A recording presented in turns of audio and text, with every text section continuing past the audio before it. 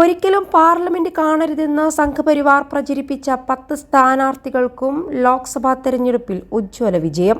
BJP അനുകൂലിയായ Shafali വൈദ്യയാണ് ഈ campaign തുടക്കം കുറിച്ചത്. അടുത്ത ലോക്സഭയിൽ ഉണ്ടാവണമെന്ന് നാം ആഗ്രഹിക്കുന്ന നിരവധി ആളുകളുണ്ടാവും.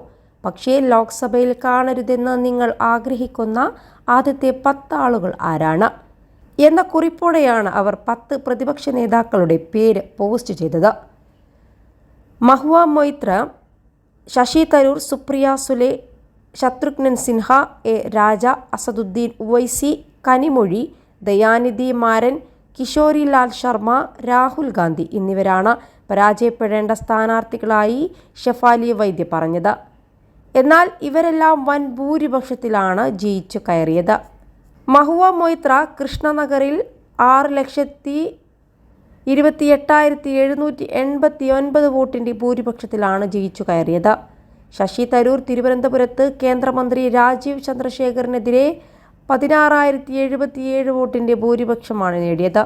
ബരാമതിയിൽ ബന്ധുക്കളുടെ പോരിൽ ശരത് പവാറിൻ്റെ മകളായ സുപ്രിയ സുലെ അജിത് പവാറിൻ്റെ ഭാര്യയായ സുനിത്ര പവാറിനെ 7,32,312 വോട്ടിൻ്റെ ഭൂരിപക്ഷത്തിനാണ് തോൽപ്പിച്ചത്.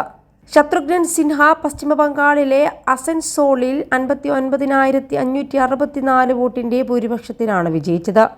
എ രാജ കേന്ദ്രമന്ത്രി എൽ മുരുകനെതിരെ 2,40,585 വോട്ടിൻ്റെ ഭൂരിപക്ഷം നേടി.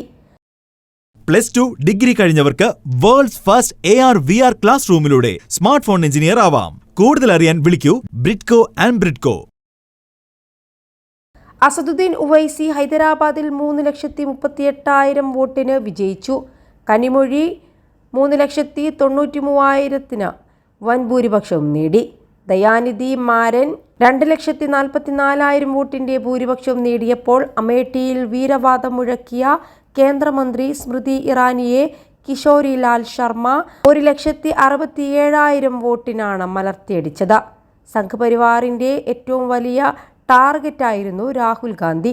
2 മണ്ഡലങ്ങളിലും 3.5 ലക്ഷത്തിലധികം വോട്ടിൻ്റെ ഭൂരിപക്ഷമാണ് നേടിയെടുത്തത്. റായ്ബറേലിയയിൽ 3,64,000 വോട്ടിൻ്റെ ഭൂരിപക്ഷവും വയനാട്ടിലാകട്ടെ 3,89,000 ഭൂരിപക്ഷവുമാണ് രാഹുൽ ഗാന്ധി നേടിയെടുത്തത്. 21 ലക്ഷത്തോളം സന്തുഷ്ടരായ ഉപഭോക്താക്കളും 2 ലക്ഷത്തോളം തിമിര ശസ്ത്രക്രിയകളും പൂർത്തിയാക്കിയ മലബാറിലെ ഏക കണ്ണാശുപത്രി Al Salama eye hospital, hospital road, Perinthalmanna.